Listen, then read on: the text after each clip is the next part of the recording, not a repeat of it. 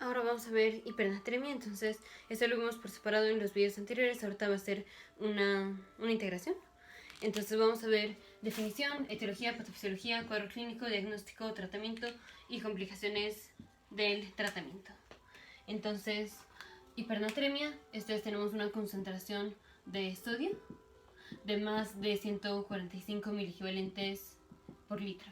Recordemos que la concentración normal de sodio está entre 135 y 144 miliequivalentes por litro. Ahora, etiologías de hipernatremia las vamos a dividir en las que sean por ganancia de sodio y las que son por pérdidas de líquido, pérdidas de agua.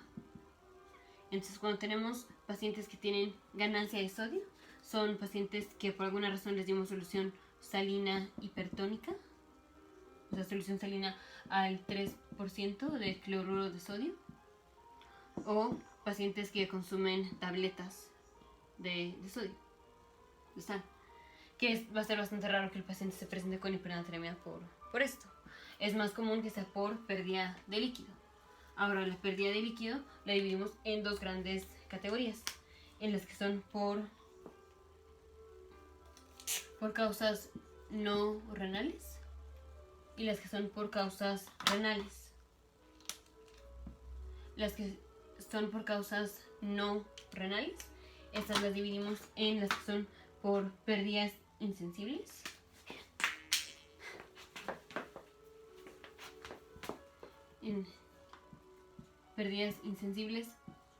como es pacientes que sudan mucho, pacientes con quemadas, pacientes con fiebre, pacientes con enfermedades de tracto respiratorio. La otra subclasificación es pacientes con trastornos de tracto gastrointestinal, aquí haciendo referencia a una diarrea osmótica, que son por algunas infecciones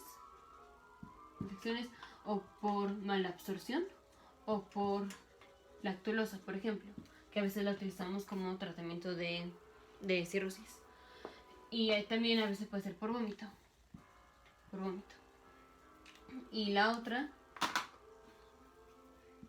es cuando tenemos desplazamiento transcelular del agua. Entonces, este es cuando tenemos rhabdomiólisis, o por ejemplo cuando el paciente tiene convulsiones, que tiene mucha actividad de los músculos y los músculos jalan agua. O sea, el agua se mete en las células y entonces nos da hipernatremia. Esas son causas no renales. Y ahora, de las causas renales las dividimos en diabetes insípida, que tenemos dos tipos, que es la nefrogénica y la central. Y la otra es diuresis como cuando el paciente le damos diuréticos, o pacientes que tienen coma hiperosmolar no cetoacidótica, o pacientes que tienen la cetoacidosis diabética. Entonces, esas son etiologías. Estas son por pérdidas de líquido, estas son por ganancias de soluto. Y clásicamente se va a dar por estas, sea causa no renal o causa renal. Ahora vamos con patofisiología. Entonces,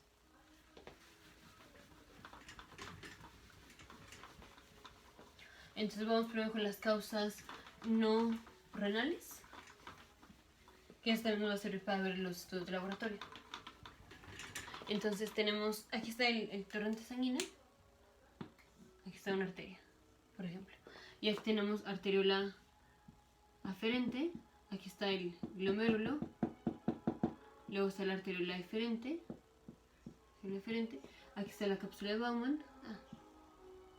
Bowman, túbulo contorneado proximal, segmento descendente de la CGL, segmento ascendente de la CGL, túbulo contorneado distal y túbulo colector. Okay. Entonces, si es un paciente que está perdiendo líquido por causas no renales, entonces digamos, por ejemplo, el paciente está sudando mucho, o quemadas, o diarrea, por ejemplo, en donde el paciente está perdiendo líquido. Entonces, si pierde líquido, vamos a tener una disminución del volumen plasmático. Entonces, la cantidad de plasma que está circulando va a disminuir. Y entonces, ¿qué pasa? La tasa de filtración glomerular, el glomerular filtration rate, va a disminuir. Entonces, esto es porque aquí está pasando la sangre, pero lo que importa es el plasma, porque es lo que se filtra. Si pasa menos plasma, menos se va a filtrar. Entonces, la tasa de filtración glomerular, que es lo que se filtra, va a disminuir. Esta va a disminuir. Pero hay otra cosa que es la fracción de filtración. La fracción de filtración es la tasa de filtración glomerular filtration rate, entre renal plasma flow, entre el flujo renal plasmático.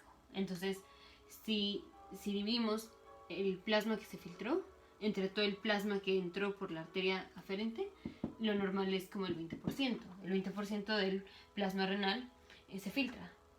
Y aquí, en esta paciente, sigue siendo igual. O sea, se va a seguir filtrando el 20% del plasma que pasa por aquí. Solo que la cantidad de plasma que pasa por aquí va a estar disminuida. Y entonces, overall, o sea, en total, la tasa de filtración glomerular va a disminuir. La cantidad de plasma que se filtra disminuye. Pero el porcentaje del plasma que se filtra sigue siendo el 20%. Sigue siendo el 20%. Y estos pacientes, la compensación es que aquí a lo largo de la nefrona van a reabsorber agua. Entonces, estos pacientes que están perdiendo líquido por una causa no renal, su compensación es que reabsorben agua. Y si reabsorben agua, entonces la orina va a estar más concentrada, porque están reabsorbiendo líquido, entonces la orina va a ser concentrada y van a producir menos orina, el volumen urinario va a estar disminuido, porque están absorbiendo el líquido.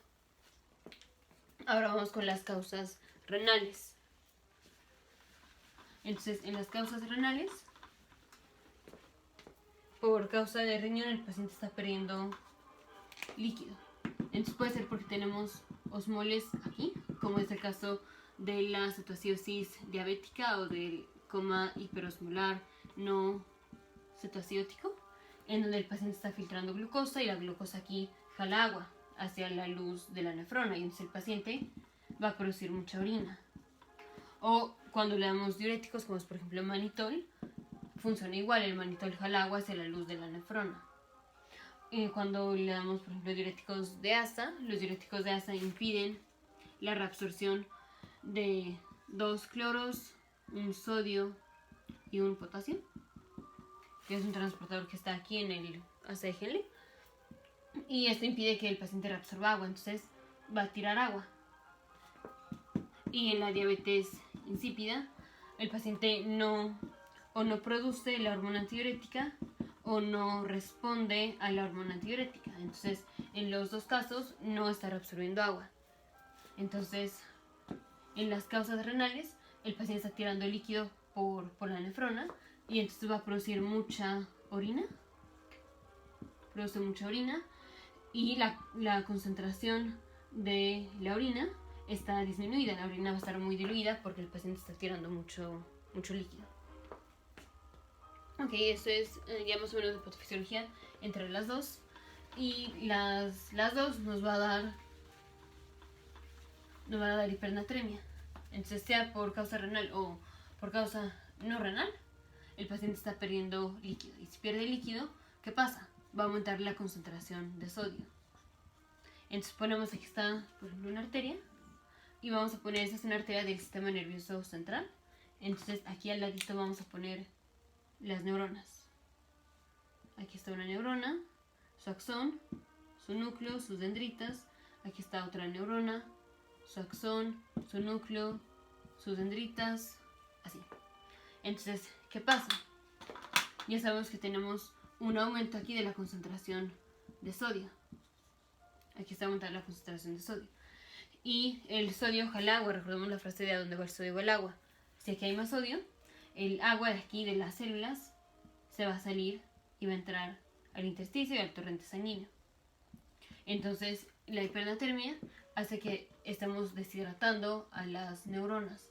Y entonces el paciente se va a presentar con síntomas de sistema nervioso central, que es confusión, estado mental alterado, irritabilidad, estupor, estado de coma, a veces convulsiones, debilidad, déficit neurológico focal. Así, más muchas veces el paciente también viene con datos de pérdida de líquido, que va a ser taquicardia, hipotensión ortostática, disminución de la turgencia de la piel, por ejemplo. Y también nos va a ayudar un poco la historia clínica, porque como es generalmente que el paciente pierde líquido, entonces, ¿por qué está perdiendo líquido? Si es, por ejemplo, diabetes insípida nefrogénica, muy probablemente puede ser porque el paciente está consumiendo litio. Y los pacientes que damos tratamiento con litio son pacientes que tienen trastorno bipolar. Entonces también nos vamos a ayudar por la historia clínica. Si es un paciente que está perdiendo líquido porque está deshidratado por pérdidas insensibles, entonces pensamos en, por ejemplo, pacientes que están en el desierto, que están sudando mucho, que no tienen acceso a agua, por ejemplo, es que no tienen acceso a agua. O hay que pensar en pacientes que no tienen acceso al agua fácilmente, pacientes que no se pueden mover, por ejemplo. También en este caso las pérdidas insensibles, las causas no renales, se dan más en summer, en el verano, porque ahí hace más calor y es más fácil la deshidratación, y también son más comunes las infecciones de tracto gastrointestinal, entonces son más comunes en el verano también las diarreas. Entonces también nos va a ayudar la historia clínica. Ya en patofisiología, cuadro clínico. Ahora, diagnóstico. Entonces, el diagnóstico es, ya vimos que vamos a tener la concentración de sodio de más de 145 miliequivalentes por litro. Y lo importante de cómo diferenciamos si es causa renal o causa no renal es con el volumen urinario. Con el volumen urinario y con la concentración, con la osmolaridad. Con la osmolaridad de la orina. Entonces, el volumen urinario, si está disminuido, esto es que el paciente tiene pérdidas de líquido por causa no renal. Porque el paciente está produciendo menos orina, ya vemos por qué. Y aquí la osmolaridad de la orina va a estar alta. Aquí la osmolaridad de la orina va a estar alta. Si son causas renales, entonces el volumen urinario va a estar aumentado y la osmolaridad de la orina está disminuida. La osmolaridad de la orina está disminuida, está diluida la concentración de la orina. Aquí el volumen urinario es menos de 1 litro. Aquí el volumen urinario pueden ser 3,20 litros, por ejemplo. Entonces, ¿cómo diferenciamos de los dos grupos principales de hipernatremia? Con el volumen urinario y con la osmolaridad de la orina. Luego, entonces aquí en causas no renales, pensamos en las pérdidas insensibles, quemadas, sudoración, fiebre, tracto respiratorio, en pérdidas por tracto gastrointestinal, que es vómito y las diarreas, o transcellular shift, el desplazamiento transcelular. De las causas no renales nos quedan dos, que es la diabetes insípida y la nefrogénica, y la otra que es diuréticos o coma cetoacidótico, coma hiperosmolar no cetoacidótico. Entonces lo que hacemos es prueba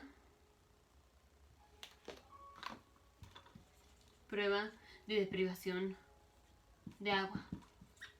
Entonces la prueba de deprivación de agua puede salir positiva o puede salir negativa. Negativa es que el paciente sí reabsorbe agua en respuesta a que le estamos restringiendo el agua. Y en este caso, eso sería por la coma hiperosmolar no cetoacidótica o por la cetoacidosis diabética o por diuréticos.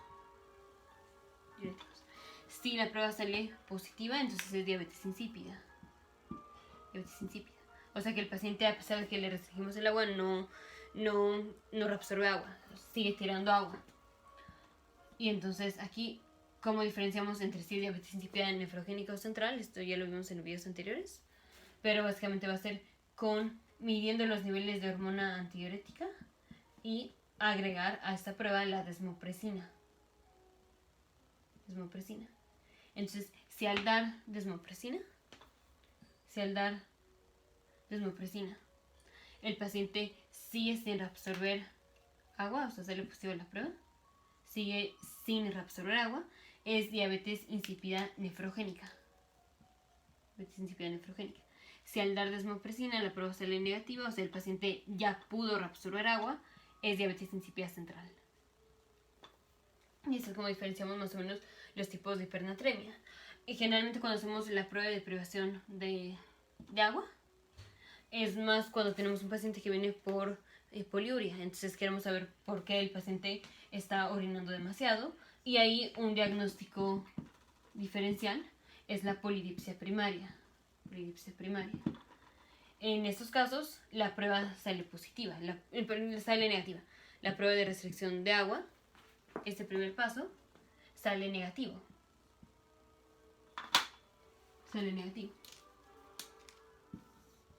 Solo que ahorita no lo estamos considerando porque la polidipsia primaria nos daría una hiponatremia. Entonces no son causas de hipernatremia, pero lo mencionamos porque muy frecuentemente cuando estamos hablando de estos algoritmos de diabetes insípida, cuáles sí reabsorben agua, cuáles no, y todo esto, muchas veces hablamos de la polidipsia primaria.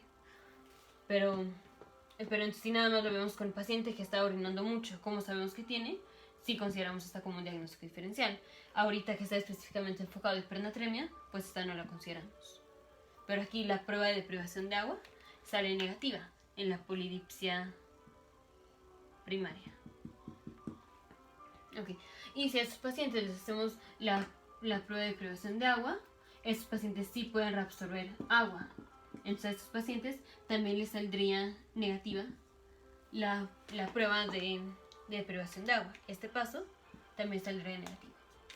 Entonces, ya para diferenciar hipernatremia por causas no renales y causas renales, es básicamente con el volumen urinario y con la osmolaridad de la orina, pero pues también por la prueba de privación de agua. Si a estos pacientes les hacemos la prueba de privación de agua, les va a salir negativa, o sea, sí reabsorben agua. Si a estos pacientes les hacemos la prueba de privación de agua, si es por diabetes insípida, les va a salir positiva, o sea, estos no pueden reabsorber agua. Si son las otras causas menos comunes, como es la cetoacidosis diabética o los diuréticos, pues va a salir negativa la prueba de privación de agua. Y ya si vemos que es diabetes insípida, ya para saber si es nefrogénica o central, medimos la hormona antidiurética, que está elevada en la nefrogénica y disminuida en la central. O al dar desmopresina, la nefrogénica sigue sin reabsorber agua, pero la central ya reabsorbe agua. Y eso es diagnóstico. Y pues obviamente la osmolaridad del plasma va a estar aumentado. La osmolaridad del plasma, lo normal es que sea de 285 a 295 milosmoles. Y en videos anteriores vimos cuál es la fórmula para calcular o estimar la osmolaridad del plasma, que es básicamente 2 por la concentración de sodio más la concentración de la glucosa dividido entre 18 más la concentración del nitrógeno ureico entre 2.8. Y eso es entre 185 y 295 milosmoles lo normal. Aquí que el paciente va a tener un aumento del sodio, se aumenta este factor, es el principal factor que influye en la osmolaridad. Entonces la osmolaridad del plasma va a ser más de 295 milosmoles. Ok, ahora vamos con tratamiento.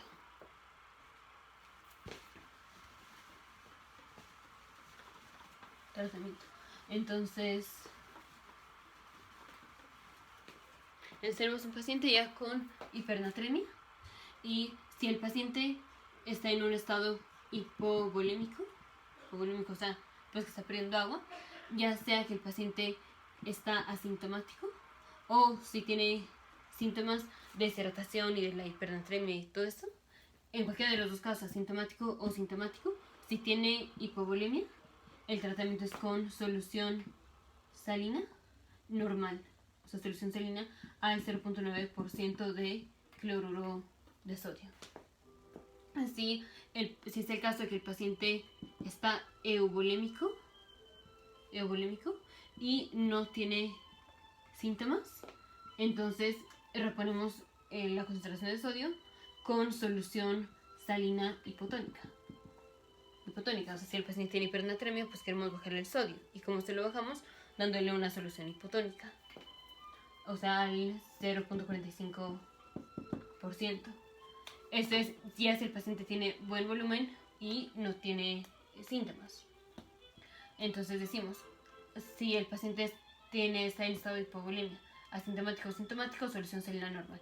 Y ya que el paciente esté euvolémico y sin síntomas, solución salina hipotónica al 0.45. O muchas veces el paciente llega así, entonces pues ya nos vamos directo a la solución salina hipotónica.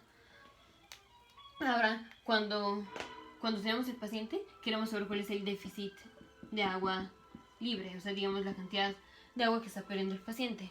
Y esto lo calculamos como la cantidad total de agua que en natural tienen los pacientes. O sea, no estamos hablando del paciente que viene deshidratado, sino de los pacientes con la masa dada del paciente multiplicado por la resta de la fracción de la concentración de sodio del paciente entre 140, que es la concentración normal de sodio, menos 1. Así. ¿Cómo calculamos la cantidad total de agua que natural tienen los pacientes? Es el 60% de la masa del paciente. Cuando decimos masa es a lo que la gente generalmente se refiere como peso, pero ya en videos anteriores vimos que no se dice peso, sino que se dice masa. Entonces es el 60% de la masa del paciente. Si el paciente masa 70 kilogramos, la cantidad de agua que tiene es 60% de 70, que van a ser como 42 litros de agua. Entonces decimos el déficit de agua libre se calcula como el 60% de la masa, que es la cantidad total de agua que tiene el paciente, multiplicado por esto, que es la concentración de sodio del paciente entre la concentración de sodio normal, que es 140, menos 1. Entonces primero evaluamos esto y lo multiplicamos por esto. Primero se hace la fracción, luego la resta y luego multiplicamos por esto. Y esto nos va a dar la cantidad de agua o la cantidad de líquido que tenemos que reponer. La cantidad de líquido que tenemos que reponer se repone con solución salina hipotónica, o sea, al 0.45% de cloro de sodio, o con solución glucosada, que es dextrosa al 5%, o glucosa enteral, o agua enteral, por ejemplo. Entonces eso es como de primera evaluación. Ahora, ¿a qué velocidad tenemos que corregir el sodio? Entonces, aquí de lo que se trata es que vaya disminuyendo la concentración de sodio. En 2 horas, la concentración de sodio máximo tiene que bajar 1 miliequivalente por litro o menos. Entonces, esto es si el paciente viene de forma aguda. Si el paciente viene con síntomas ya severos como son convulsiones, entonces podemos aumentar la corrección hasta 2 miliequivalentes por litro en 2 horas. Pero si el paciente viene con una hipernatremia no tan severa, o sea, no con convulsiones, la corrección es 1 miliequivalente por litro en 2 horas. O menos, o sea, que menos de 1 miliequivalente por litro vaya disminuyendo el sodio, pero no puede ser más rápido que esto. Si está convulsionando, entonces podemos aumentarla hasta 2 miliequivalentes por litro en 2 horas. Si el paciente tiene, por ejemplo, 150 miliequivalentes por litro de concentración de sodio, entonces si vamos a corregir esta velocidad, en las siguientes 2 horas la concentración tiene que ser 149 miliequivalentes por litro, porque disminuyó 1 miliequivalente en 2 horas. O menos, puede ser que sea 149.5, o sea que haya disminuido menos de 1 miliequivalente por litro. Aquí disminuyó 0.5, pero no más rápido que esto. Si el paciente está convulsionando, entonces en las siguientes 2 horas la concentración de sodio se la podemos bajar hasta 148 miliequivalentes por litro en las siguientes 2 horas. O menos, pero no más rápido que esto. O sea, no puede bajar la concentración de sodio a más de 2 miliequivalentes por litro en el caso de las convulsiones. Y en el caso de no convulsiones, no puede bajar más de 1 miliequivalente por litro. O sea, 149, pero no puede bajar más. Porque si bajamos demasiado rápido la concentración de sodio, podemos generar una hiponatremia. Y entonces está el vaso sanguíneo. Entonces,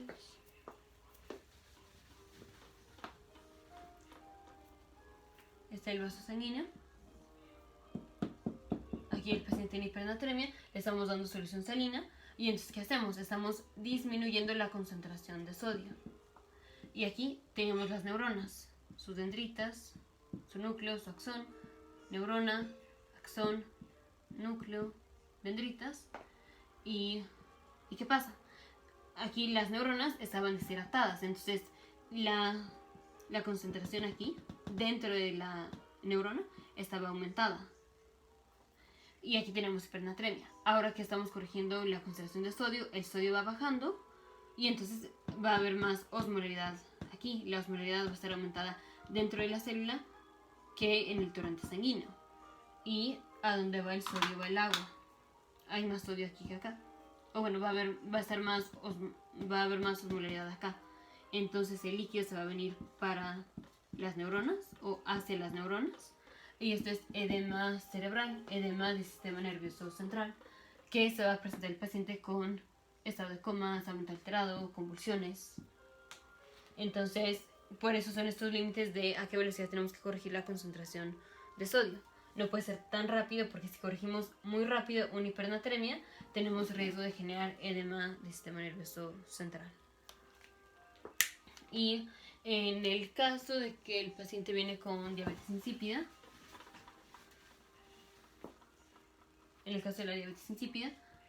pues, o sea, no nada más lo vamos a tratar con la solución salina, porque el problema va a seguir. Entonces la diabetes insípida, si es diabetes insípida central, esta generalmente es temporal, entonces no va a durar para siempre, o muchas veces no dura para siempre. Y lo tratamos con análogos de desmopresina. Es la nefrogénica la que causa problema, porque aquí el paciente no responde a la hormona antidiurética. Entonces, aunque se la demos, no va a responder. Aquí lo que hacemos es tratar de quitar los factores de riesgo que pueden haber hecho que el paciente tenga diabetes nefrogénica, como es el litio. Entonces, si se puede quitar el litio o disminuir la cantidad de litio que le damos al paciente, si se puede corregir la hipercalcemia que tenga el paciente o la hipocalemia. Esas son causas de diabetes insípida. Hay muchísimas cosas que pueden producir diabetes insípida. Entonces, corregir calcio, corregir potasio, corregir electrolitos.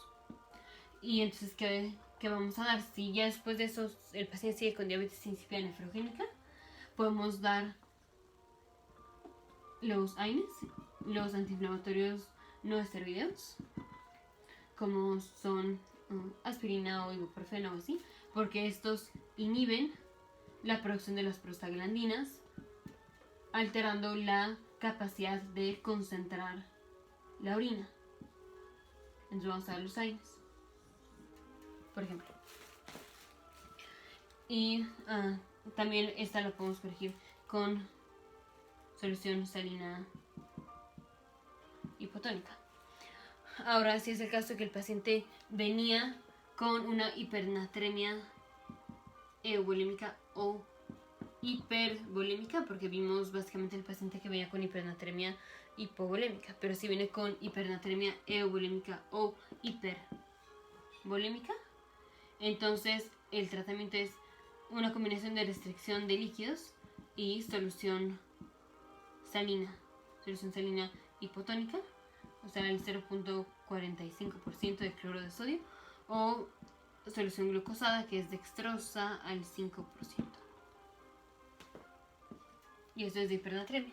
Y en el siguiente video hacemos una versión corta.